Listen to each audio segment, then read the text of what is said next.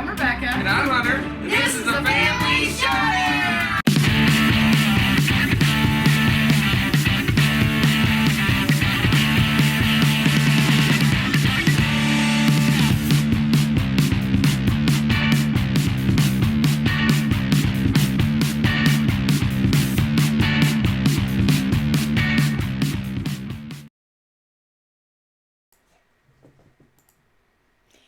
Hello everyone, welcome to Family Showdown. I'm Rebecca, this is Hunter, and today we are going to do the top 10 worker placement games. Worker placement. Well, that is my favorite board game mechanism. I suspect it's not yours. Why? I think it's deck building for you. Ooh, good point. Lady's weighing in with her toy also, so you'll probably hear her throwing toys around. We may get flung out again, so be prepared. Extra action tonight. And, yeah, that's true. Worker placement's right up there, so it'd be a close second, if it is second. Okay. Well, for those of you that don't know, worker placement games are games where you have little workers of some kind. It could be little meeples, it could be little pillars, it could be anything. Dice. And you take those workers and you put them on a space, and then you usually receive some kind of action or reward for putting the workers on that space. There is varying degrees of worker placements. There's some that even border on almost action selection, like you put a worker here and you do an action, or you put a worker there and get resources, or you put. Sure. So there are all kinds of different worker placement games. Hello to those joining. Yes, good evening. So yeah, and also on our list, we have included dice placement. So like dice that basically function as workers. So you usually you roll dice and then you take those dice and put them somewhere like a worker and get an action or a resource or something along those lines. So worker placement, dice placement, we're kind of meshing them into one category. Yes. And I think it's pretty fun because this range, it seems like especially the last few years, has really grown quite a bit. And some games are completely they revolve around the worker placement. And now it's gotten to where some of the more complicated games only use it as one element of their game, right. Which is really interesting. So you're going to see a little bit of probably everything. Yeah, we would have done this list long ago, but I think our list would have been nearly identical if we did this a year ago. Yeah, that's true. We've really branched out a lot. We probably tripled our collection of worker placement games in the last year. Because it is one of our favorite mechanisms. Right. So yeah, we went So nuts. now I think we have I think we're still gonna have a lot of crossover. Probably. I think they're gonna be in possibly different places though. Yes. But we'll have some unique games on each of our lists, I think. And I have a couple like honorable mentions that may or may not be on your list and vice versa. I'm sure you have some too. Yep. I made my short list was 13 games, so I narrowed it down to 10. So that's a short list of I think we have like I had 13 also. I think we have like 40-ish games in our collection that are worker placement there were a lot. games. I had it down to like 20 and then narrowed it down to 13 and went from there. So, and I ordered them by just how much I enjoy playing them. Yep. So Yep. There's that. I didn't do degree of worker placement. And there's a couple on my list I think that are maybe one on my list that's borderline not worker placement. What? But I put it on the list because Cheaty. I don't know how cheaty it is, but it's like I said, it's kind of stretching the definition of worker placement. Cool. All right, you ready to start us off? So yes. Okay. Hold on. I got a special effects. Hold on. Oh. Ooh. Special effects. That's right. We have special effects. It's so exciting. I don't know how exciting it is, but we definitely it is for me. It's kind of cool. We definitely have special effects. Usually live, like we don't have anything. Yeah, we just kind of either hold up the game or whatever, right?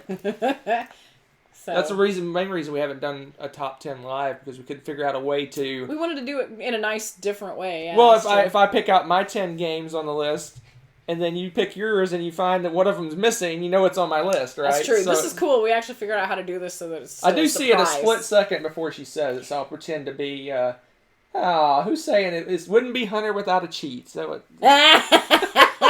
Which is funny because usually I'm the one that actually has a cheat, I would say, but that's funny. This I cheat like may be on both our lists, so we'll see. What? We'll see. All right, I'm ready. No. All right, here we go. My number 10 is probably one of the heaviest games we have, actually, and that is the Gallerist. And I really enjoy the worker placement in that. I was pleasantly surprised because the theme I thought was interesting, and I thought, though, maybe boring in the execution. But it was actually a pretty involved, interesting game. You start out, you have different museums, and you have different artists, and you have different meeples that have different, let's see, what were the, trying to think of their little jobs. Oh, yeah. They have their different Dealer colors for art dealer and stuff. Yeah. And you want to move a certain number of them into, like, the viewing area, or you want to have them all the way in the museum, and there's different things that they do in each of those locations, and you're balancing trying to get a certain amount of art with the, and sell stuff, and there's a lot going on with that game. But it's really, I like the way they integrated the art with it, and it's a neat, really fun game, but it's very heavy, it's very Euro, so it's not somebody say, oh yeah, go pick this up. No, Yeah. you need to be interested in heavier Euros to like this and game. it's literally heavy. Yeah, it's physically heavy. There's a lot of cardboard in that one too, so yeah, get some lifting in too. I am shocked this is on your list. Really? I am Why is that? completely shocked. 2 reasons. 1, it's mega heavy. Yep. And 2, I didn't really feel you liked it vibe from you when we played it. Well, the first time I was so busy thinking, trying to figure out what I True. was doing, it probably didn't look like I was having fun, but I was like, my brain was happy. How's that? Okay. But no, I like a little bit of everything, and I like the super heavy stuff too. I know. I just... Yeah. No, it's, you know what, and the second play, like, honestly, it grew on me. Every time we play that, it's growing on me how much I like that game. Yeah. And I think part of that, too, is you get comfortable with it, right? The first time you're still learning the rules, you're not sure what you're doing. You start to get an idea, though, by the end of that first game. And the second game, you're like, okay, I think I have this enough, figured out enough that I can try a different strategy and not feel like I'm going to screw up the game missing a rule or something. Yep. So it's pretty cool. I don't know. I enjoy the discovery of that. That's why cool. I like to replay that stuff. I'm shocked, but that's cool. So, all right, prepare your number 10. All right, hold on. Number 10. See, by special effects. Here we go. My number 10 is an oldie. Well, not that oldie, but relatively speaking, but a goodie. And this was what I would consider a good light to medium-ish intro to the worker placement category. And that would be yeah, okay. Good Lords of Waterdeep with the Scoundrels of Skullport expansion. Yeah, I knew you'd like that one.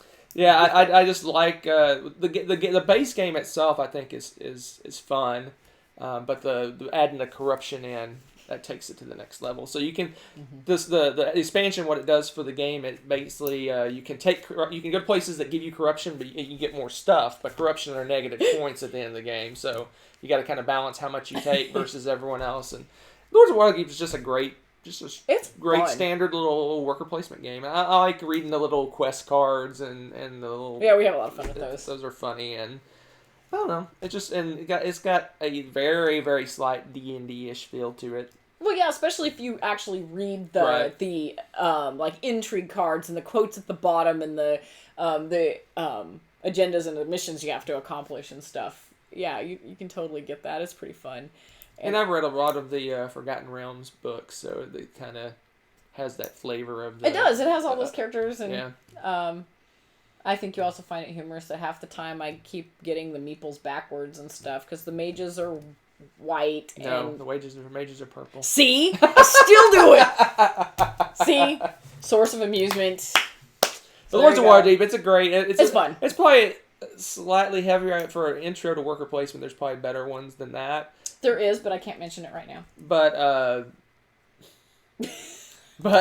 it's a good one. It's a good, pretty base level worker placement game. Absolutely, yeah. And you don't have to play with the Scoundrels at first. I would, especially if you're starting out, I wouldn't actually play with that because it adds a lot of extra stuff to it that you don't need to do. And then when you get comfortable with the game, then add Scoundrels of Skullport, because that is so much fun. Like you said, it just adds an extra twist. And it has I think two different modules. You can add one or both. Yeah, you can do That's the true. corruption or not corruption. Or it's it's a great game. That is. It's Good choice. Good pick. it stood the test of time in our collection. It has. In fact, we should play that again soon. We haven't played that in a while. That's a good one. All right. Prepare my number 9 special effects manager. This is fun. I like this. Sounds like, we have hired someone. We have staff. Yeah, we need to train Nessa to do special effects. Oh, gosh. She's all business, man. She does She's all business. All right. My number 9. We got within the last, year or so. And I was pleasantly surprised by how much I like this because when I first heard about this game, I thought it was more like a war game area control only sort of thing. And it was Age of Empires 3. Was it the Age of Discovery? And it's not just about that. It's worker placement. But you also use them to do area control, but that's only one of the things that you can do with them. Yep. You can actually convert them into more powerful workers like a captain or a priest or something along those lines, but you also can send them to go and collect goods and do different things. And it's like the game is split in two. So you've got those things going on, or you can send them over to America and then have them basically do an area control battle, take over things, acquire goods, convert the Indians or the natives or whatever I don't remember what they named them in the game. Might have just said natives, I think. But it's pretty neat. I really like the dual roles that they can play in that game, and it was surprisingly easy to pick up. I wouldn't say that it's a beginner worker placement game, but it's the next step up. I don't think it's so complicated that you couldn't pick that game up. That may be one of the minuses to that game for two reasons, and you mentioned them both already. One, if you walk up and look at the game, it looks like a war game. Yeah, and so it looks like a war game. You're and right. Two, what was my two? I don't know. It looks way heavier than it is. That's true. Yeah, you got a deceptively board, light. and you got all these miniatures around. You got all these little tokens and little ships and all kinds. It looks like a too much massive, crazy Euro game, but it's really there's not much to it. You put workers, you convert workers, and you send them off to the Americas. There's a little bit of set collection, and it really isn't that much to it. I mean, it's definitely mid-weight-ish, but it's not a heavy game by any stretch. No, and so if you are already sort of into the worker placement and stuff, you might want to give that one a shot, because I was surprised at how much fun you can have with the strategy and everything, but it looks like so much because you have so many different people, but it's because they went all out and they have different little minis for the different types of soldiers and stuff, so your captains, you have a different captain. I just like the way they went through and changed the pieces around and stuff. So yep, and then the version we have is the original version. There's a new version, a new out. shiny one. Well, it's not new anymore. I think it's probably over a year old now, but it's heavens, a year old. I think it's called Empire's Age of Discovery or something like that. It's similar. They tricked up the name because of the IP. I mean, Age of Empires 3 is a video game. That's what they based it on. So yeah, that's true. They tricked up the name to get rid of the IP. So. AOE, yeah. All right. Good game. Okay. Prep your number 9. Oh, it's me. That's you. That's me. So, yeah, it's a fun. See, I read my number 9 before doing it so that Rebecca will be surprised. So my number 9, the first time I played this, I was in awe.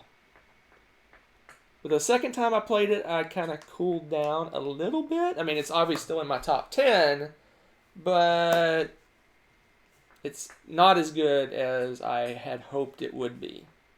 But yet it's your number 9? Yeah, because I thought it would be like a top 3-er when the first time I played it. Oh. You ready for this? Am I going to smack you? Maybe. What? Wow. My number 9 is A Feast for Odin. It's a really, really good game, but wow. It may be a hair too puzzly for me. Oh, really? Oh, no. Yeah. I mean, I really enjoy the whole Don't get distracted. Focus. Sorry. Focus. I really enjoyed the whole Feast for Odin. Basically, it's a standard. You go here, you get basically resources or actions and things like that. I liked how that you upgraded your tiles. So basically, if you got like some berries, you can upgrade it to a fish, or if you get some cloth, you can upgrade it to jewelry. Or I mean, I'm just making up how it upgrades, but I like that concept of you upgrading things. Yeah. But then you have this whole massive puzzle of putting all the pieces Tetris style, and you can't put some pieces adjacent to other pieces, and you have to put and you have to fill in this part before you fill in this part, and you can't cover up this part until you do this other part over here. And I enjoy it, but the third time we played it, I was like, man, this is really puzzly.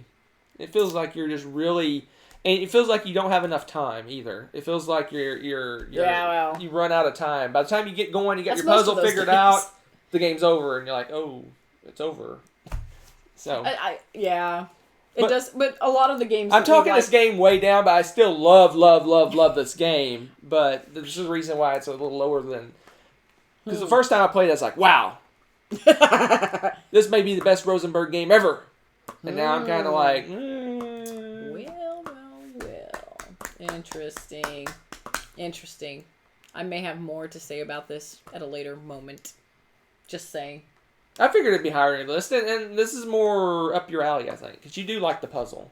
I mean, you love patchwork, and this is like patchwork with worker placement, right? Yes. If it was a little less puzzly, I'd be better at it. and a little more resourcey flipping your tiles stuff, Yep. I would do it higher on my list. It just feels like it's like this constant pressure of doing more and more. It's not, I want to be a little easier going, not so stressful. Interesting. All right, That's there you kind go. of the pace of a lot of these games, though. True, That's but I something don't to know. note. I do love it, though. It's a great game, but It is. not as good as Others. others. I may have more to say about that. Just saying. All right, so prepare. I'm ready. Let's do Special this. effects person. My number 8 is a cute little 2-player worker placement game, and that is called Agricola. All creatures big and small. And this was a pleasant surprise because we played Agricola, and for its weight and what you have to do, we were kind of like, oh, we kind of got burnt out on it very quickly. Yeah. But this game takes all of the fun elements of Agricola and puts it in this cute little quick 2-player back and forth worker placement game. Yeah. And it's just a blast. You're growing things in your garden and have tons of sheep and horses and whatever. And it's fun. And it's another game that I think suffers from the I want there to be like 4 more turns. I feel like I can't get enough done. It's just so tight of a game. You only get 2 moves before that round is over. So you have to plan really far ahead and have a backup plan because inevitably someone, since there's only one other person, Hunter, will snipe what you were wanting to do and take your resources. So you're like, okay, backup plan. But it's super tight, but it's really fun. Absolute fun. And is it still kind of hard to find? It is out of print. Yeah, so it can get pricey if you try to hunt it down. But a lot of conventions and stuff will have that, and game places will have it in their library. So check it out. And the little expansions, all they have in the expansions are different little rooms or buildings or whatever to put in your on your land. But it adds a little bit of variety and stuff to it. We really like those. So it's worth it. If you really, really like that game, you might want to look at getting the expansions with that too. Yeah, but it's super expensive. But it's super hard to track down, so... Yeah, like you said, I like that it takes the fun, what I consider the fun stuff of Agricola, building the little fences and getting the little animals and all that stuff, and takes all the baking bread and feeding your people and that struggle out of the game. And it's two players, which is great for us, and it's quick. Yeah, it's really quicker to play. And I agree, Kabuki Kid, Vassal's Law should kick into effect, and we should see this again in print. I agree. Yeah. It's a great game, and I don't know why it wouldn't be a huge success if it came back out. So, I mean, they did come out with the new edition of Agricola. Mm-hmm. Like the revised edition or whatever they call it. They came out with the family edition of Agricola. Mm-hmm. So why not reprint this guy? Maybe there's plans to reprint it. I don't know. Huh. Okay. What are you hunting? I saw something I can't mention right now, but I'm gonna make a note of it. Uh-oh. I saw something that somehow I must not have logged as an owned game or something. Oh, you looked at my list? No, I didn't look at your... I looked at the chat. Oh. I didn't want to give anything away. Oh, now this? Now you're gonna look. This? Man, killing me. That is- Move on. I saw You're it. number 8. Wow. Hey, spoilers. So All this mystery. You guys are going, what are they talking about? What are they referring to? Now you have to wait. my number 8 is, remember how I talked about Feast for Odin? Yes. This one's just a little step higher in my Uwe Uwe. list. Man. My Rosenberg list. Oh my gosh. And that is the greatness of, where is it? We're all waiting. The greatness of? The greatness of? No one will ever know. Of Caverna. Oh, your favorite game. I like Caverna a hair more than Feast for Odin. That's because it has a cuddle room. It does have a cuddle room. Who doesn't like a cuddle room? Caverna to me took Agricola, and it's kind of like the reasons we like all creatures big and small is it took a lot of that. I mean, you still have to feed your people. Yeah, but it's not crippling. It's not a constant struggle. If you need some food, you just kill a cow, or you. Yep. It's really simple. There's ways to get around Yep. baking. Build an oven and baking bread and, Yep. and all that stuff. And Yep. and you don't have to. In Agricola, it kind of forces you. If you want a good score, you got to do a little bit of everything. Mm-hmm.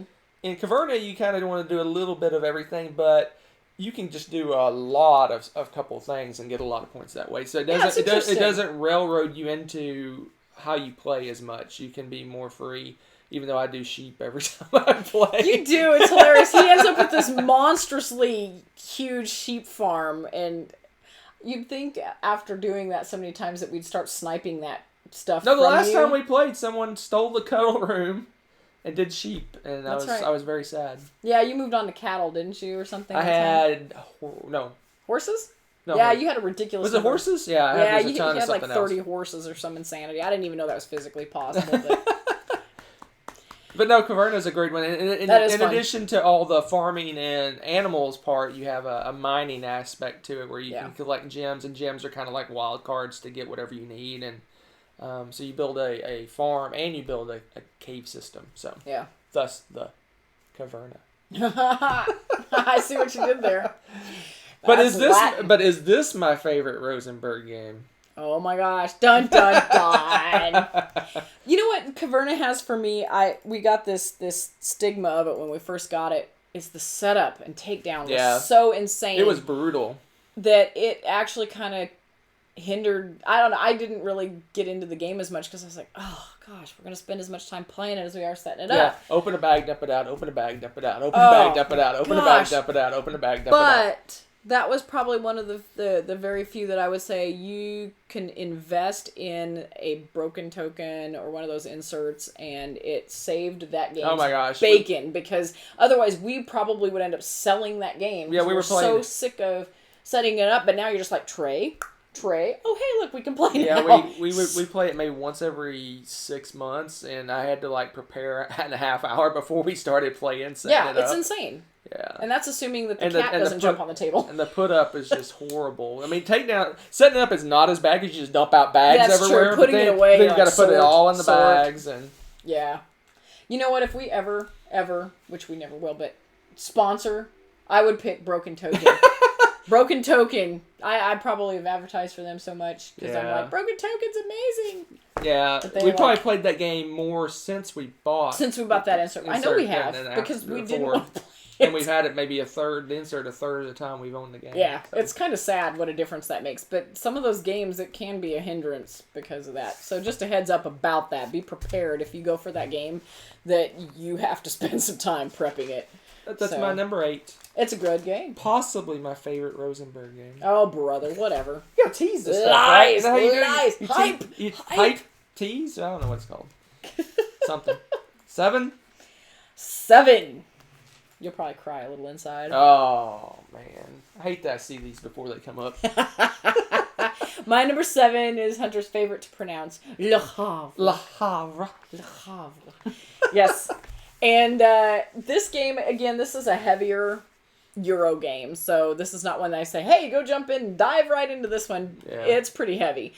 But if you do like Euros, I would recommend playing this game because it's another one that when you first play it, it just melts your brain. You're like, there's so many combinations. There's so many things I can do.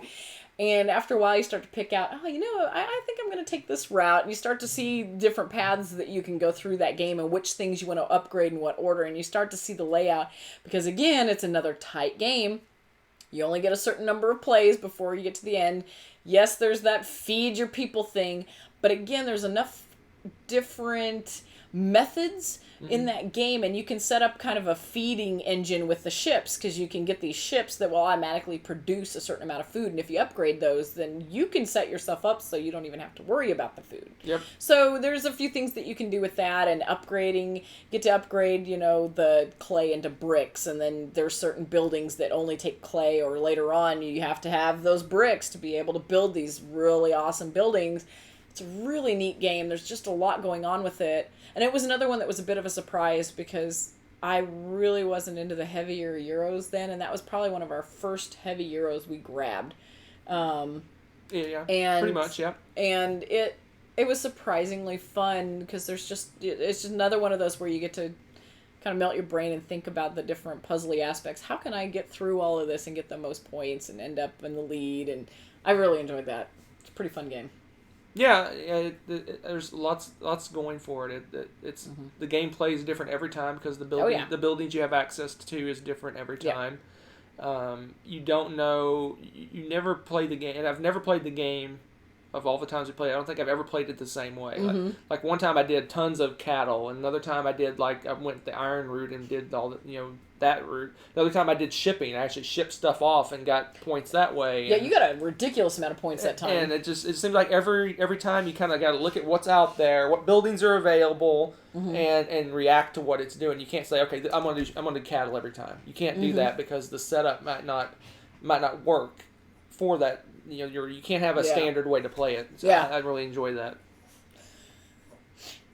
The dog's excited. All right, why don't you start your number 7, and I'll kick the dog outside because she's dying. That way we're not interrupting or the flow. All right, I'll do my number 7. All right. Rebecca's leaving. All right. Quality of the show just dropped dramatically. Oh my gosh, whatever. All right. Alrighty then. My number 7 is... What is it? Do tell. My number 7 is... The Voyages of Marco Polo. Marco! You left me hanging. Oh my gosh!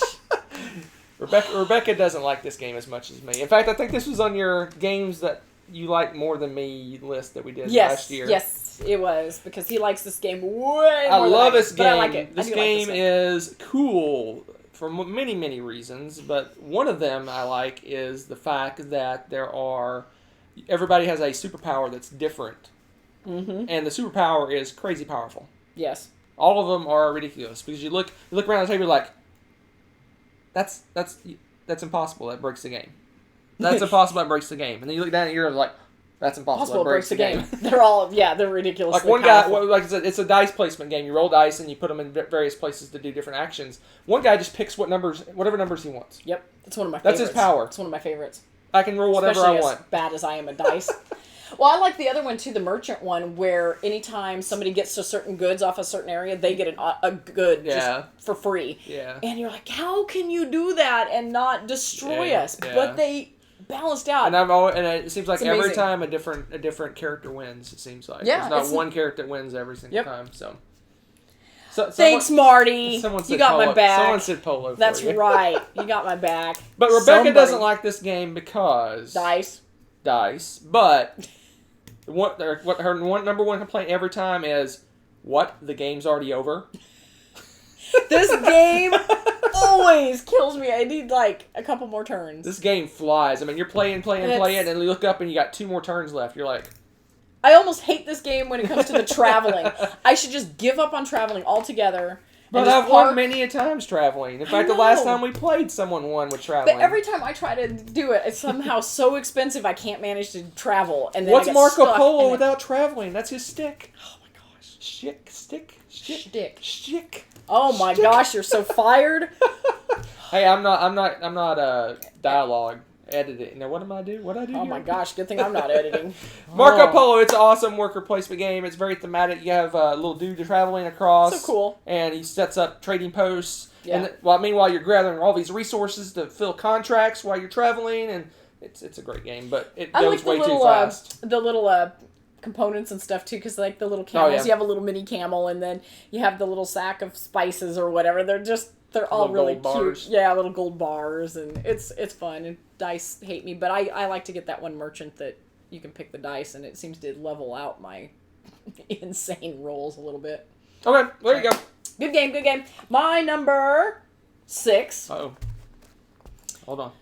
Hurry up. Come on. got Come on, this. special effects. Go. Come on, special Go, I effects. got it. Go. Okay, my number 6 is Roll for the Galaxy. I love this game, and it's, oh my gosh, whatever. Lies. Where else can you get like 15,000 little tiny dice you get to roll, and if you accumulate more, your cup gets full of all these dice, and it's amazing, and it's one of the few games that there's so much mitigation and so many different options for that. Even if your roll stinks, you can still find things to do, and I love that about that game. There's just so much you can do, and you have several different sets of actions. Depending on what you roll, you get to put your dice there and choose that action, and you can back that up. So maybe one of them is to draw more planets. If I want to get 4 more planets, I can just put a row of 4 of those dice that I rolled there. And there's some that are wilds and things like that. And you have to basically be able to pay for those to go back into your cup, and there's different things you do. And it's still like Race for the Galaxy that's card-based. You still have different, like the planets produce different things based on what kind of planet they are. And you're still going for a certain number of points, blah, blah, blah. The heart of the game is still there, but it's dice-based, and it's dice placement. And I don't know, it's just really fun. It's easy to pick up. Pretty smooth little game. Yeah, I mean, this one at first blush, it doesn't seem like it's a worker placement game, right? That's true. It really does. It doesn't look like, it looks like you're rolling a bunch of dice and doing stuff, but you have a little thing that tells you actions, and basically those are your spots you're putting your dice, and those are what decide. So this is the one where I spoke in the opening about. It's workers used for action selection, right? Yeah. So this one kind of is not your standard. You go here, you get resources, or you go here and something happens. It's more. Is this the one you thought was kind of cheaty then? Nope. Oh. No. We'll see. All right. It may not be on your list. We'll see. Interesting. Anything else to say about Rule for the Galaxy? It's awesome. You should play it. It's okay. Wow. Lies. It's going to be higher on his list. It might be. Yeah, huh? It might be. All right, what's your number 6 then, Chief? My number 6 is being reprinted. Ooh. This one is one of the I know. rail games for a many of people. Yes. Yes, it is. And that is... Can I say? Sure. Pillars of the Earth? Pillars Woo! of the I got Earth! one right. Let it be known. The Pillars of the Earth. The. So Pillars of Earth it's just a rock solid standard worker placement game. Yes. And it's I'm so glad it's finally coming back into print, because beautiful game. I got mine secondhand, and a lot of people have gotten it secondhand. They paid over MSRP to get it. Oh yeah. But it's coming back into print. I hope it's as beautiful as the original They is. better, don't screw it up, people. I hope they keep all the rules the same, 'cause it is just a rock solid. There's nothing worker they need to placement change game. in that game. There's nothing they need to change. It's beautiful, and it's really fun too. I like the bidding. Yeah, where you have the workers, you basically you pull a worker from the bag, and if it's yours, you can either pay money to go earlier in the round, or you don't. Yeah, you just wait until later or whatever. And you just keep pulling out until you get someone goes, okay, it's worth it now, because the price goes down each time. So eventually it's going to be worth it to go early, right? It'll be worth it to go earlier. And a lot of games use similar mechanisms for that, because like Five Tribes has a similar thing where you're kind of bidding to go earlier in the round, that kind of thing. Nope, but it is just a solid standard worker placement game. It is. They get resources, you turn the resources into victory points. Mm-hmm. Your standard worker placement game. But it's beautiful, it is fun, it is balanced, it is just a really nice, all around, just solid game. It is. Very good. Very good choice. All right. Of course, it's a good choice. Oh, brother. Here we go. My number 5 is a pretty recent acquisition, and we gave into the hype, and we fell in love with this game too. And I'm going to hide my look of shock. oh, whatever. And it is Scythe. Yes, that game. Scythe. Skitha. Skitha. And I'm everybody shocked cringes. it's this high on the list. That's pretty impressive. It's growing on me every time we play it because I was a little slow to pick up on some of the subtleties of this game, and I still am probably missing about half of them. But that doesn't stop me from loving it. I absolutely love this game. The factions are all unique. You get a different board each. I mean, every play is going to be unique based off of that. And what I love, though, is that you're still trying to get the same goals, right? It's just you're going to have to strategize differently every time you play. And I love the balance between moving. You had cubes that are covering up special extra amenities at the top of your player mat that you get to move down later on as you do things to cover up extra costs for doing actions. So as you're progressing through the game, it's getting cheaper for you to do these things, and you're starting to get more bang for your buck as you're choosing actions and stuff. And it's just a fascinating mechanism, and on top of that, it's unique. That's not the same for each player because your player mats are unique. And of course, there's also, again, the worker placement. You're choosing what your you put them and you get to do certain actions or accomplish certain things or get resources. And So here's my What's it? question. Here's my question about this game. No, okay. What part of it is worker placement? Is it the one worker you have picking what you're going to do, which is basically action selection? Oh, yeah. Or is it your little worker guys that you're putting on the board to do resource harvesting for you? Which part of it's worker placement? I would think... Ugh, that's... Debate among yourselves. Yes. You're right, because that is action selection. So it'd have to be the little workers that are out, your peasants that are out on the board that are actually doing the harvesting, right? Because they're also, you can choose to march them and go explore new lands, or you can keep them there and kind of park them in a place and just have them produce. Because the different regions on the board have different, oils in a certain area, and the forests produce timber, blah, blah, blah, just the generic stuff. I would say it has to be the peasants. Because the other one, I mean, it is a placement, but again, it's an action selection. And a lot of games use some token of some kind to put down for your action selection to mark where you went. So I wouldn't call that. So There's several mechanisms going on there. So one of the aspects of just standard worker placement, your run-of-the-mill generic worker placement is, if I go to a spot, okay, I block you from using that spot. I see where you're going. Okay. But that's not necessarily every worker placement game. That's not the end-all be-all for worker placement. I agree, because there's a lot of worker placement games that you can go to the same spot and not block each other, right? Yeah. You utilize the same spot. Yeah. Or you can bump people off spots. Or you can do, there's all kinds of... like Alien Frontiers and stuff. Yeah. Or so... Okay.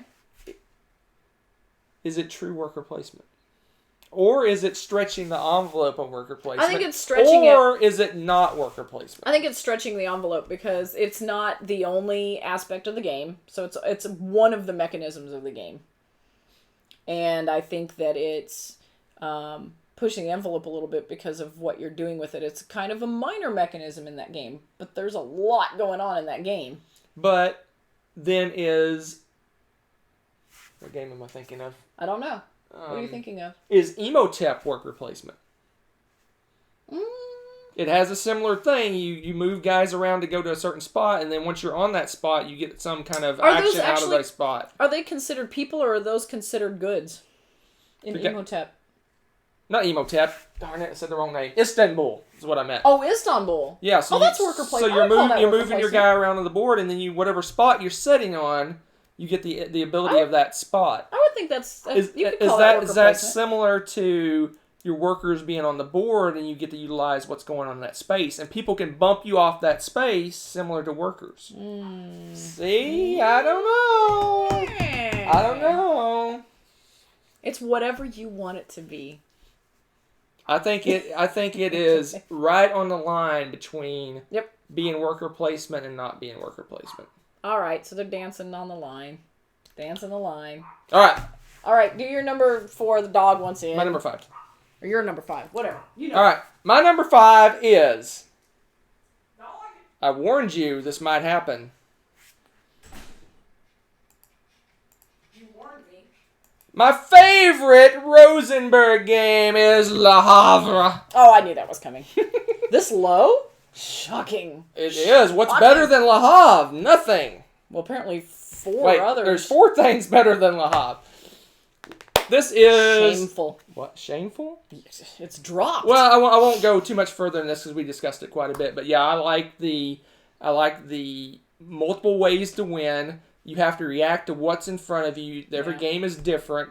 You have to react to what your opponent is doing because they can literally block you from going to a spot. If they find out you're doing some kind of brick thing, they can go to the brick making place and just put their worker there and just leave it there.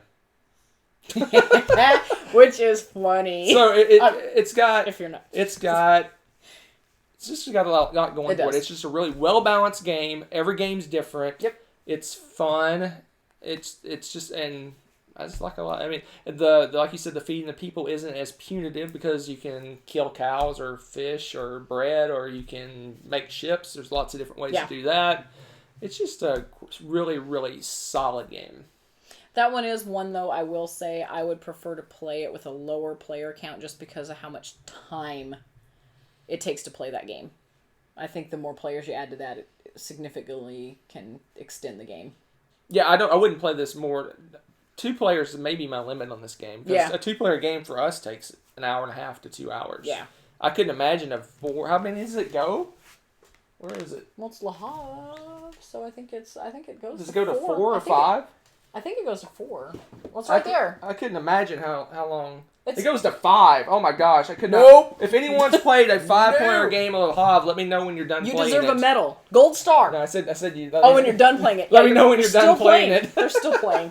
But that's my number 5, Le Havre. Just a solid worker placement game with every game's different. And I like games like that. That every single game is. You can't just go. I'm gonna make coffee. Good luck, sir. I'm gonna go to the coffee shop today. Block. No, I mean that was Yes, I a know, that was I a know. Puerto Rico joke. Yes, I know. You're funny. All right. Or is it corn? What I don't know. What there's some strategy that's supposed to win all the time. Anyway, You're corn. I am All corny. You are. So, my number 4, I knew this was coming. yes, you did, is Feast for Odin. Feast for Odin. Because it deserves a higher place up in the world. Oh my. This I've been dismissed. You have summarily dismissed. No, it's I really do enjoy the game as much as Hunter said. It's heavier. It's definitely more of a puzzly game, but that was the aspect of it that I like. I'm not saying, "Hey, I'm really good at this game," because I don't think I've won yet. Somehow you always defeat me. I'm sitting there struggling to finish my original map, and I'm so proud. And Hunter's like, "Oh yeah, I got this," and I bought 2 other islands that I've filled up, and I'm like, "How?" Apparently, I don't have the 1 + 1 = 2 for this game yet. It hasn't quite clicked to where I'm really good at filling it out. But I love puzzling together the different pieces and getting certain things. I have no problem with that. It's just getting enough of them that I have trouble with in this game. And it's a great puzzle. It's a great problem to have because every time you play it, you're like, okay, what can I do to change this and improve on it? And it's really fun. And I really like that they did set it up so that you can convert things and change things. Yeah. And it depends. I like the scale. If you want to get a lot done, but you have to throw down 3 workers, it's an expensive move, but you get so many more resources out of it, or you get a really good, hard thing to get, something that's difficult to obtain. But you're paying for it with 3 actions, basically, with 3 workers. So now you only get to do a couple other things that turn. You're done. And so you have to weigh it. Is that worth it for that round? Yeah. So it's really fun. I like that game. I just think this game could be overwhelming to even somewhat experienced players because there's like Oh yeah, We did the a, pieces. we did a blender. We do a blender on it, and it has like 96 different places you can put workers or something like that. It's just off the charts crazy. And it's really the key to the game. And I'm not any kind of expert. Is when you go to a spot, you need to be able to maximize that space. Mm-hmm. So if you're going to a spot to convert like green tiles to blue tiles, you need to be able to do a ton of them. Yep. It's just, Somebody played 5. Sorry, I just saw that. Oh my they're goodness. still playing. What? That's funny. But no, I But love this game. But it is just It is there's two it's a lot. levels of puzzles. The puzzle is finding what spot on that board out of all those spots is the best for me to go to. Yes. Then taking what I get and puzzling it into a Tetris game of. That's the Tetris part thing. I'm good at. The first part, apparently, I'm not very good at. I agree. You're really good at building a nice solid puzzle, but then getting the most bang for your buck. Yeah, because a lot of times I'm like, ooh, this is a shiny thing. I'm going to go there. And I'm Right. like, oh, this one would have been better. I should have done that. And that's usually when I discover it is later on that turn. But this game is really solid. You can It's tell fun. you can tell he took all the games he made previously and said, "What do I like about this game? yeah. Let's put this in. And I What like do I like that. about this game? Let's put that in. What do we like about this game? It's Let's really put that in." cool. He just missed putting sheep. Is there sheep? There are sheep. There are sheep. You didn't miss any sheep. There are sheep and cows. Yeah, that's pretty awesome. Well, I knew this one would be higher than yours. You really like this one. Yep, I do. I really did too, but I cooled off slightly. Yeah, it's because I'm not really much of a challenge for you right now, apparently. I need someone that can play this game. Wow! Technical difficulties. Excuse me. All right, my number 4. My number 4 will not is Sir not appearing on Rebecca's list. Oh, another Marco Polo? It's on there twice? No, it is the greatness of Champions of Midgard. I don't hate this game. This game is worker placement with dice, with combat, greatness. With Vikings. And that's just a bonus. It is. It's a great game. But the dice are terrible. We're gonna play this live, and you will see and proof. Every time you've said that, I have rolled terribly. I'm gonna keep little tally marks on the screen of how many good rolls and bad rolls she has. I think she focuses in on her bad rolls. You've said that, and we've already proven. You almost beat me last time. Oh Last time we gosh. played, you almost beat me. I'm not talking about Almost. this. I'm just talking about dice rolling in general. We have already proven this. Man. Yeah, I mean this game is solid, but yeah, if you're the type of person that when you roll dice and it's bad, you get all sad, this is not the game for you. What are you trying to say? And knowing a little bit of statistics helps you too, right? Because That's true. there's 3 different kinds of dice, and you can kind of look at them and say, okay, I've got like a, 1 in 3 chance of getting something I need, and this other one I get a 2 in 3 chance, and this one I get like almost always going to get what I need. So you can kind of do Combine some them math and realize I need 2 of these and 1 of these and 1 of these, and I'll have a good chance of winning. Yep. And, yeah. It's just I just love it. It's a great game. No, it is. And besides the all, theme's amazing in the... go ahead. No, go ahead. Besides all that, you also have a special power, which I like Yeah. Marco Polo. Yeah. You also have hidden objectives. I love hidden objectives. Or Those hidden bonuses, too. hidden bonuses. Yeah. And then you get some set collection. Yeah. You get you're killing different kinds of monsters. If you get one of each kind of monster, you get bonuses, and Yeah. it's just got a lot of little cool little things I like in games. And Yeah. on top of that, it's worker placement with dice, and the dice aren't your workers. You don't roll the dice That's true. and put them on the board. That's true. Those dice are your resources that you use to do things with. So it's just got. Yeah, it's a great game. I love the concept, and I don't know why it hates me so, but it really is. It's pretty amazing because each time you can go and just fight the random troll that's Yeah. always there. There's always trolls to kill, Right. and then or you can go build up, your army and take a ship over and fight one of the big monsters and get ridiculous amounts of loot. Yeah, I mean, yeah. Either you So- go the short term strategy, or you build up and do something big, and it. Yeah. But the thing is, with the big one, if you fail, whoopee busy. Yeah, plus you get, if no one attacks the troll or whatever, then people get blamed. You get blame. I played the blame game. You weren't guarding the village, so you suffer. So it's funny. But I love Champions of Midgard, so if you like dice rolling combat Definitely a and good you like game. worker placement, Perfect game. It's there awesome. you go. It is awesome.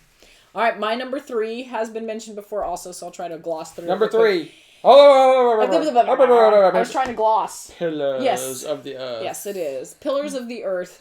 For the same reasons we said before. Hold on. The only thing I didn't... You're killing me. Killing me.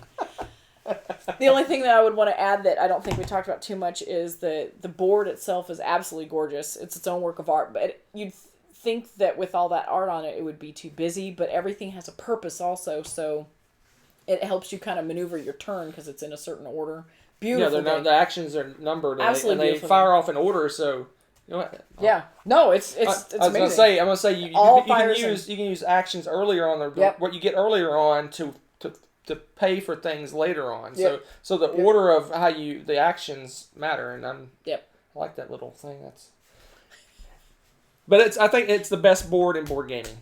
It is. Yeah, I'd have to agree. It's absolutely stunning and utilitarian at the same time, which you think wouldn't be possible. So there you go. We pretty much said everything about that one. So that game's awesome. I am so when so it comes excited about the out, reprint. I don't know if it's going to Kickstarter or go straight to retail. Get it. It is great. If you like Yep. worker placement games, this one should be in your collection. Yep. I think this is like the must-have of the worker placements. Okay, what's your number 3? Bring it. My number 3 Yes. has been mentioned. Oh. AoE? Oh, look at that! Age of Empires 3. I didn't click. Wow, way to go there. Age of Empires 3. The Age of Discovery. I put the whole name. Someone fire the special effects guy. Age of Empires 3 for all the reasons she said. I love. There's not a lot of games that I know of anyway where you take workers and make them into better workers, and this one does it. That's one of the biggest things in the game. Yeah, is that's a huge is part of the taking game. your generic Joe Bob workers and turn them into cool with a nice hat workers. Yep. So it just got so much going for it, and I like the fact that you get buildings. You can buy buildings, and the buildings automatically give you workers or automatically convert workers and things like that. It's just there's so much going for it. And I like the area control. I like the set collection. I hate that she gets all the ships. That's her tactic every game, and every time I let her get all the ships, she wins. So So we have this epic ship battle every game now because you're like, I'm not gonna let you take those. what ships do for you? Basically, when you're going to the New World and other ways, you can get little tiles that have resources on them, and you're trying to collect combinations of resources. And what ships do is it's a wild card. It can be any of the resources, so it's really powerful when you're doing your set collection. And the set collection actually is a big aspect of the game. Huge. The area control is big, and the set collection is big, and the ships are wild cards, so they're super powerful. And there's one ship rewarded each turn, and if you let someone run away with the ships, they get really powerful combinations. And the first time we played, I'm like, forget the ships. I was like, yes. Who needs ships? Yes. And she's like, she like got all the ships, and she's like, I'm like, we tallied up the score, and she's like, I doubled my score. I'm like, You're like, wait a second. I need to get the ships next time. Yeah, and then I had to fight, like, oh my gosh, it was epic fighting for those. Yeah, that game is awesome, and I've like almost bought the new one just to get it, but I've backed off because I got all the expansions, I got like promos, and I got all kinds of stuff for it. So it's like, do I really want to start over with all that? Yeah. But I know a lot of the expansions and stuff are built into the new game. So, Yep. But I love my beat up old. Age of Empires. No, I was gonna say Tom Vassell version of the game. Oh yeah. Oh, if you guys haven't seen we've told the story many times. I got this at the Dice Tower Marathon. Yeah, that was like Not Marathon, Dice Tower Con. Dice Tower last year. Con thing. Yeah, that was like one of our coups. We're like, yeah. Yep. So, all right, good one, good game. All right, my number 2 Are you done yet? What? He's shocked. What? It has been supplanted. My number 2 What just happened? is viticulture. I don't know her anymore. Oh my! I love viticulture. I love viticulture. This is like if I You were go ahead. I'm gonna think. if I was gonna pick a nice, relaxing, fun worker placement game to just throw down, I would pick this game. It's a blast. And it's funny because, and I've told this story many times, the first time, we avoided this game for so long because we're like, the art of winemaking.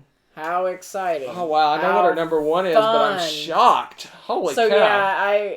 Yeah, we passed this by for the longest time, but everybody kept raving about it, so finally we went and got it. And it's so amazing. And you don't have to do anything with this game. The base game's fun, but we decided to bite the bullet finally. I think this is one of the first expansions we ever bought, actually. It was Tuscany. And it kind of started a snowball thing because I'm really not usually too keen on the expansions. I feel like a lot of them are money grabs. But this one changed the game. It changed it from basically 2 seasons to 4 seasons. And somehow that just opened up the game for so much more. You know, you're growing crops and building up your farm and buildings and equipment. And then you're harvesting your grapes. And then you need to make wine from them, and you can make different kinds, and then you're filling specific wine orders, and along the way you can sell off your grapes if you need money in the interim and give tours and things like that. There's different ways that you make money and get extra people to work and this and that, and it's just the balance in that game is really fun. There's so many, all the different cards for the seasons that you can draw. They give you lots of perks and options. Just really, really amazing game. Love that game. I think Tuscany really. I think this would be lower on our list. Not to spoil my list, but I think it would be lower without the Tuscany at this point because the not for me necessarily. the viticulture was my favorite game of all time 2 years ago, and Tuscany kept it high up on the list because, like she said, the new board opened up the game because before. We've played it so much, it was kind of like, okay, I'm going to do this and this and this. That's true. And I'm going to do this and this, and I'm going to... You can, as soon as the turn starts, your turn's planned. Whereas with the four seasons, there's a lot more to plan out and a lot better chance of getting blocked, right? Yeah. Whereas you can go, okay, I'm going to go here and here and here, and I think she's going to do this, and your turn. You figured out your turn. This one, there's a lot more reaction, like, oh, I didn't expect her to do that, and oh, man, I got to react to this and this and this, and it added so much more depth, and Tuscany is a great expansion that you can pick and choose what you add, right? It's a modular expansion. And I think that's the neat thing about that because it makes it unique every time. So you can't, I'm going to do this, and you can't autopilot the game anymore. So yeah, I agree. If you're going to play it a lot, it is totally worth it for Tuscany and stuff. So people causing trouble on the chat. I don't know what's going on. Well, unless you guys just fight among yourselves. I don't know what's going on. But no, this game is amazing. It is so amazing, in fact, that it is... I don't even have to click it because it's my number 2 as well. Well. What? How interesting. When we first talked about this list, it was like, oh, our number 1's decided. Yeah. And then her number 2 and my number 2, and this was not planned. That's interesting. So the question is, what are our number 1? But viticulture is an amazing. It is probably barely hanging on in my top 10 of all time. Still, it's just it was what you just recently did your list, and it was your number 3, I think. Was it 3? 3 or 2. Yeah. So it is awesome, but apparently. Each of us have one game that's better. And I think they're different games. Viticulture, and I guarantee they are different games. Oh, and I did see something. David, viticulture is not heavy by itself. Now, if you go and jump into Tuscany right away, I'd say, it's a little bit heavier, a little meatier. But if you just get the base game first, no. And it's... Viticulture isn't that... It's just a hair more complex than like Lords of Waterdeep. Yeah. So, I don't think it's that... I mean, it's definitely midway. It's solidly midweight-ish. Yeah, Like but it's the midweight? intuitive. It's intuitive too because obviously there's a natural progression because you're growing something on your farm and then you're harvesting it and then you're making wine and then you're filling an order. I mean, everything's got a very logical format. So I would put it at maybe at the very beginning of middleweight at the heaviest because it's And pretty- once you play through 1 year of the game, you know how to play. oh yeah. The rest of the game is easy. Yeah. And then adding the modules after that is pretty intuitive also because you're just adding a little bit of extra information off of that base game. They don't completely overhaul the game with those. Okay, folks, before we jump into our number one, since both of these are going to be surprises, we'll give you a time to guess what Rebecca's number one is and what my number one is, because if anyone watches the channel, and including myself, you probably would have guessed that Viticulture is both of our number ones, but it's not. I know what Rebecca's is. I figured it out. I know what yours has to be. And she probably knows what mine is, just from process of elimination. Yes, exactly. So we'll give you a little bit. Ooh, Great Western Trail. I don't consider see that it. one worker placement, I even don't though either. even though it kind of is worker Yeah, placement. I didn't consider that one worker placement. That one's but kind yeah. of worker placement. That one's close. That's, But that's right a on darn good it's right on game. that border Oh, that's such a great game. of worker placement. Love that game. And yeah, that would be his number one probably if... Nope, not Great Western Trail. You didn't get it right. Keep guessing.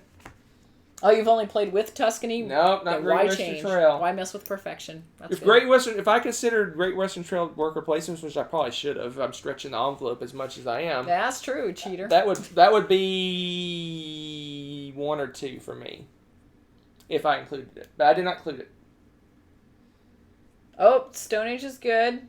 It's actually my number 13 this time around. All right, we'll let Rebecca go first. You want me to guess before I pull it up to prove I know what it is? No, I know you know what it is. And probably This anybody is- that watched recently on This is our Rebecca's, like, what do you call it? The new hotness? channel. My new hotness. My new hotness is the game of life for gamers. The adult version of life. And that is the Pursuit of Happiness. I love this game. I don't know what it is about this game, but it is so funny because you get to grow up and grow old, and as you go through your life, you get to acquire different, you undertake different projects and you get a job and you can actually move up the chain of command in your job or in your field, and you can start a relationship and go dating and then get married, and you can go and have some weird random doll collection or ride go-karts everywhere you go or travel or all these random, just all these fun things. And the whole time you've got to balance out your happiness, and you have to make sure that your resources and your income are sustaining your lifestyle. You can't go crazy. You don't live off of credit in this game, if not for long, because you'll stress out and die. Some of this is a little too real, right? but it's pretty awesome. It's just a really fun game. I just love it. We always ham it up and work out the drama of our lives and soap opera it a little bit. It's pretty fun. And I actually look forward to when the girls get older and can handle playing a game this complicated, because they love playing life. And it has that the game they like, the best treehouse ever aspect to That it, right? too. That's true, You too. can talk about the cars that you got and what Yeah. you're doing with them, and they love best treehouse. I mean, Nessa's what, number 2? Yeah, it was Yeah. pretty high up there. Yeah. So it's got these different elements to it. It's really fun, and you're like, oh yeah, well, I got the ancient coin collection, and of course Hunter's like, woo. So it's pretty fun. We like to banter and ham it up with that, and it's just, I don't know, every time we play it, it's been a blast. So it's definitely not a beginner game. Again, it's fairly heavy when it comes to balancing everything in the game. But once you've played that, and if you play a lot of worker placements, I'd put it definitely in the medium category. But it's a little heavier if you've not played. It's not that heavy once you know what you're doing. Well, once you know what you're doing, that's the thing. It's not something you could just easily dive in, because you there's do a have lot to- of balancing going on. There's a lot of balance. little rules. So that puts it a little heavier, I think. So my question is, Yes. I know this is worker placement, but does it feel more like kind of like you're using the workers just to draft cards? No. No. Mm-mm. Because you do go to some spots and get resources. Yeah. But you can't block each other. No.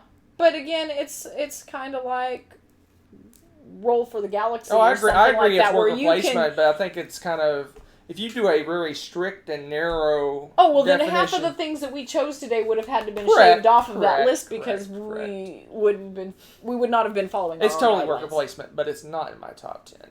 Shame on you. I do love it. It's a fun game, It but is. it's more of an activity to me. I enjoy more joking around and That's- talking than that's playing the game. True. But you that's could true. deal out cards and just tell stories about what cards you get. That's true. But I guess that's good. That's a good aspect of the whole Ooh, game. It's story. It drives a story without making you do a story, Yep, right? Yep. Ooh, Alien Frontiers is a good pick. I don't think it's correct, but that's a good pick. Let's see here. That is a good one. Alien Frontiers. I don't know if I have Alien Frontiers. I didn't even think about some of our All dice right. placement. You have anything else to say about Pursuit of Happiness? No, it's awesome. Go play it. What is my number one, Rebecca? Scythe. My number one is the borderlineness of. I didn't push the button. Wow. Scythe! Woo! Scythe! Yes, it is. Hype. It is very narrow. Because you got Scythe on this side of worker placement, and on the other side you got Blood Rage and Great Western Trail. That's true. Am That's true. I drawing the line at the wrong spot? Should I draw the line further and include Great Western Trail and Blood Rage, or should I put the line over here and not include Scythe? But every advertisement about it says it's worker placement. Board Game Geek calls it worker placement. Mr.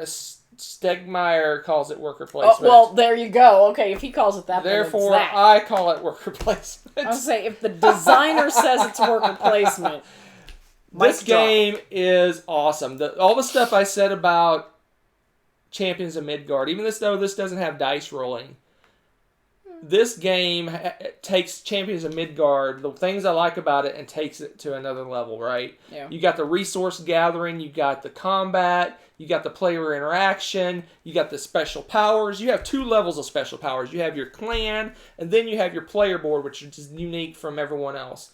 You have when you go to the center of the board to get the factory, you get another special power that's unique. You got combat, you got resource gathering, you got the little thing where you upgrade things and cover things up and make yourself more powerful, and it's just so much greatness. Believe the hype. Scythe is awesome. Yeah, it's pretty. This fun. one rocketed. It's maybe in my top 3 or 4 games of all time. Yep. But yeah, if the designer calls it worker placement, I guess there's really not much room for argument. What's that? I said if the designer calls it worker placement, I was gonna say I guess we probably shouldn't. I technically think the argue worker it. placement is not the little action selection thing. I think it's your workers on the board. Because you do choose where to move those workers, and you do get the action of that spot. I don't know. It's indirect resource gathering, right? Yeah. You basically decide how to position your workers. You decide how you position your workers on the board. Then you fire off the resource production. Mm-hmm. So it's kind of you position your workers and then you trigger them. Yep. So that's why I consider it a worker placement game because it's just indirect. You maneuver your workers and then you do that resource gathering thing and it fires off the workers and you get the resources of the spot. It's not any different than if I took those 3 workers and put them on those 3 spots to get the resources of those spots, right? So it's a different. That's one thing that makes Scythe. It's one thing that makes Scythe so good. It's different. It's not. I put the worker on and I get corn. I put a worker on and I get an oil. Well, I think this is a prime example too of the fact that some of the mechanisms are evolving over time because I don't think that 5 years ago we really had some of these aspects that they're throwing in the games as a worker placement option. Like you said, I mean, what you're doing with that is not really something we did. So, yeah, I think it's changing a little bit over time. And on top of that, I mean, the reason Scythe is so far up my list is And the other thing I like about it is this: it's got a little tiny bit of storytelling. Yep. Because when you go to the encounter tokens with your leader guy, you draw a card and it's a story, and you decide, am I going to do something bad or am I going to do something good? Kind of like Above and Below does. But that is just one piece of it. And then I like how the combat is. You do a secret bid and you play a secret card. And it just... Well, and, something that surprised me about this that I didn't even know about until we actually played it is there's these little cards in there, the story cards. That's what I mean, the encounter cards, yeah. Yeah, the encounter cards. I didn't even realize that aspect of the game. And the cards are hysterical. I mean, it's like, you see a pig, a farmer that's lost, control of his pigs or something weird, and it's like, you can go and help him collect his pigs back, or you can slay the pigs and have a wonderful dinner, or you can help him get the pigs back to town, and you all share stories, and it's just really random. Yeah, it's usually a good and then kind of a neutral and then a bad. It's a horrible thing to do, have the pigs rampage through the town. You take over his farm and kick him off the land. Yeah, it's ridiculous, and it's just hilarious. And of course, by the end of the card, you're like, what? What? This is an option? Oh my gosh! So yeah, it's hilarious. Yeah, if we could redo our 2016 Game of the Year, this would be number one for me. Oh yeah, I see what you're saying. Yeah, because we hadn't played it until this year. Yep. So all right, so I want to hear a tally of some of your favorites while we start putting some stuff in the chat about the ones that you like that are worker placement. Well, I saw Energy Empire mentioned many times. Really? And that is on my wish list, so Ooh, I want to get that game. Okay. So Energy Empire. Oh, we want to do honorable while they're doing that. You want to do some honorable mentions? That's exactly what I was going to say. You want to go first, or want me to go first? Sure, I'll go first real fast. All right. My number 11 was Lords of Waterdeep. We already mentioned that. It's for all the reasons. I love that game. I could play it a million times. It's just that these others have the new feel, and they challenge me more, so I'm enjoying those more in that regard. But as just a favorite to replay, Lords of Waterdeep. And then Caverna, for basically the same reasons, and Stone Age. And that one's, again, the quintessential. If you want a beginner, you're starting from scratch, you want to play a worker placement game, go get Stone Age. That game is a blast. Gamers, family, non-gamers alike seem to really gravitate towards this game and have a blast. Every time I've played it with somebody, they fall in love with board games. So those are my honorable mentions. And then I noticed that I think it was you, Kabuki, that mentioned Targi, and I guess really that is kind of a totally worker placement. Yeah, and I don't know how it wasn't even on my list, so I got to double check my Board Game Geek and make sure that it's A, listed in there for them as a worker placement, and B, make sure I actually have it as I own it in my collection, because I'm wondering, because sometimes I only go off my collection, and if I somehow didn't put it in, then I missed it, because that one's a great one, and I would put it in my top 15 easily. I love that game. That's really addictive. So, okay, those are mine. What's your short list? My three that didn't make the list were My Village. Oh yeah. That one's worker placement, but it's more dice placement. It really didn't feel worker placement to me. It doesn't. Even though it was on the list of worker placement games on Board Game Geek. It doesn't have that feel. Right. It doesn't feel like worker placement, so I didn't include it. For whatever reason, yeah. My other one has been mentioned many, many times, Alien Frontiers. Yep. But for me, Marco Polo has replaced that game to a certain extent. Gotcha. I still like that game, but I would play Marco Polo over Alien Frontiers. I got that. And the last but not least is another one of those line games. Even though someone said there is no line. Man, Above and Below. I think it's on that other side of that line, because it seems like that the workers are just kind of action selection. Yeah. It's really. Yeah. It reminds me of the guy on Scythe where you're the thing where you're picking which action you do. Yeah. It doesn't really feel it's like your action placement marker more than. You just kind of say, I'm doing a worker for this and I'm doing a worker for that. And it is worker placement. It's more like I'm using this worker to do this thing. It doesn't feel like placement. Yeah. I don't know. Maybe that's not a good decision. It just doesn't feel worker placement. It just kind of, I'm doing. You just say I'm doing this, and then you exhaust the workers. It just doesn't feel the same to me. Yep. But I love that game. If it was a true worker placement game, it would be high up on this list, because I do love Above and Below. Yes, someone needs to do a Star Trek worker placement. I'd probably just explode. Wow. That's a fantastic idea. Ooh. All right, start designing that. There you go. There's your calling. I just saw somebody was posting too about Artifacts Inc. That's another one. I actually wrote that down. Did you? Because that's such a good. I thought if it was on your list, I thought it would be in the lower half of your list, and I'm surprised that's not on your list. You know what? I need to double check that. I could have sworn that was. Did they not have it listed as a worker placement? Maybe not. I don't know. Because I love that game, and it would be very high up on that list too. So that's a let's fantastic see what one. we got. Carrion. I saw scroll back. Robinson Crusoe. Is it worker placement? I don't know. Never played it. Yeah. So I'm getting the sci-fi one. Yeah. Waterdeep, Stone Age. Let's see what else we got. Yeah, Waterdeep's.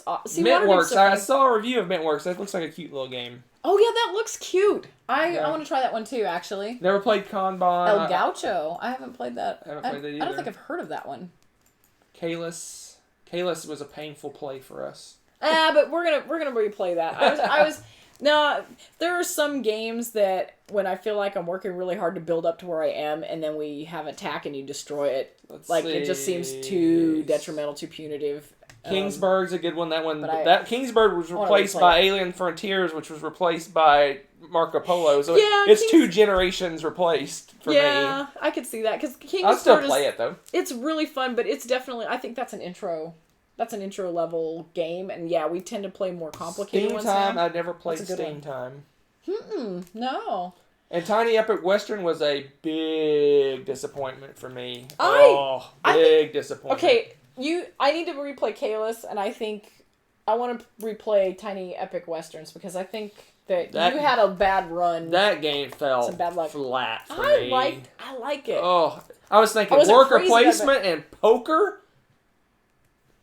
And Western theme? Why do not I love that game? But man, it just I think it hated on you that first game though. I it think just, we need to try it again. it just didn't Yeah. pop for me. It didn't Yeah, pop. I think you need to try it again. What do we Yeah, got? yeah. Anything else? That's good. Anything else? Let's see Anything here. else? Robin's. It is cooperative, but each player gets 2 pawns to place. Oh, cool. Okay, so it is. That one. I'm curious. What do you guys think about Robinson Crusoe? Because that's the game that's impossible to win. How do you feel about that? I mean, does it bug you that it's so difficult to win? Yeah, I don't know. I'm curious what you guys think because that's one of those things where I'm like, I don't Everybody know if I I've can talked handle the to said beatdown. that I haven't found a person that's won that game yet. That's crazy. That's crazy. That looks brutal. That sounds so That brutal just to me. sounds so brutal. I hear stories of people saying, "Oh, we like ghost stories. We got it on our 20th try." I'm like, You played it 20 times and I would be like, set it on fire. Yeah. I don't know. What do you guys think? Because we haven't played Manhattan That's another Project, and we two-play. haven't played Energy Empire, either one of those, and they're both. I want to get them. I just for whatever reason I haven't pulled the trigger on them. so randomly at some point that's going to be in a box when I have no clue what's going on. Yeah. I see that because he's Well, going no, to be Energy randomly. Empire is like among the next buys for me because Ooh. everybody I've talked to has loved that game. Mhm. So Yep. Kabuki said that she's won Robinson Crusoe many times. Have you really? You are awesome. I want to play. Tell with, us your I want to secrets. play with you. Yes, exactly. The only way we're playing is with Kabuki. That's awesome. It's on. All right, folks. We've gone an hour and 17 minutes, but we're having so much fun, right? you guys oh man, I know. we set a new record for the most people on our live stream. I know it's not a lot, but we've never had more than 20. And tonight we had 33 people watching, which Whoa! is pretty cool. You guys are crazy awesome. So this is crazy. This is fun stuff. I'm sorry it went so long, but I hope you guys enjoyed yourself. I've already scheduled. Rebecca doesn't even know this. Oh, geez. Friday night, Rebecca versus you. What? Timeline challenge. It's on. Bring it. I will be running out. camera and watching the chat and working with you guys, and we're gonna play timeline challenge. Rebecca versus you. It's on. It's on. No so cheating. Look for that Friday night. Same time, same bat channel. No, same bat time, same bat channel. Come on, get it right. It's not channel first. No, it's not. Oh. Oh my gosh, sorry. We need to go because I need to go find some old Batman shows to educate my poor husband. This is just, woo. Oh man, this is going to be fun. I can't wait. This is going to be awesome. Very stoked, guys. Yes, we're going to Dallas Game Marathon. We bought memberships. Oh, yes. So we're going to be there almost every Saturday. Who? Oh, hey, if you're going to be there, say hi. Come Yes, come play. come say hi, We play love games. just random throwdown games. That'd be fantastic. So yes. Yeah, we usually just grab a game off the shelf. I read the rules, and then people wander up and play with us. Yep. Or people are like, "Hey, you Because try this." I love doing new games. I love playing old games too, but I love doing new games. So if we don't see something to jump in on, I just grab a game, read the rules real quick, and we play. There you go. And that's how we play a lot of the games like Manhattan Project or something like that we haven't had a chance to get yet, or something we wanted to try out. Macau. Oh my gosh. Yeah, we played Macau. That was a blast. So, yep, there you go. Gregor needs to wear a blindfold until Friday. I won't let her cheat, and I won't let you guys cheat either. You guys, no Google, no internets. They're on the internet. But I mean, they can talk among themselves, but they can't look it up. That's true. You guys cheat. I'll be on to you. My radar will go off. I got the teacher vibe. Take you out. No, that is gonna be so much fun.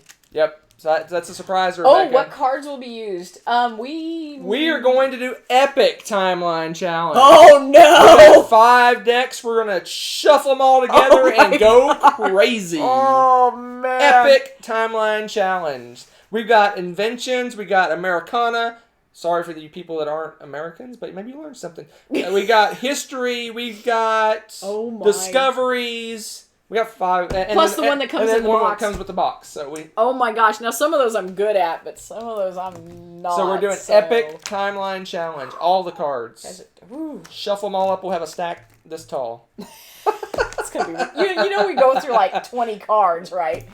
And then we'll just So that's the plan. Friday night. I'll go over the rules. What we'll do, I think the game plan is we're going to have, not to go too much into it, but we're going to have a spokesman for 2 rounds, and then we get a new spokesperson. Okay. Spokesperson.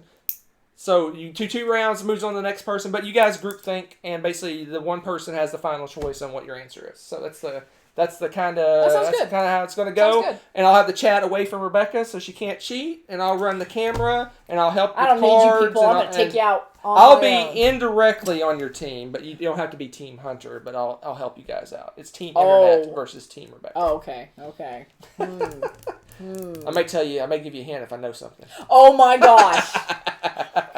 All right, folks, we're going to wrap it up. Thank you so much. It's so awesome to hang out with you guys. Yes, you guys are awesome. This is what the board game community is. We've had a few people say they like the recorded stuff better, but I love the chat better. This is fun we'll mix it up stuff. occasionally. Sometimes we're just not going to be able to do stuff. live. I love the interaction. Yeah, this is a blast. All right, folks, we'll see you next time. Ooh, bye.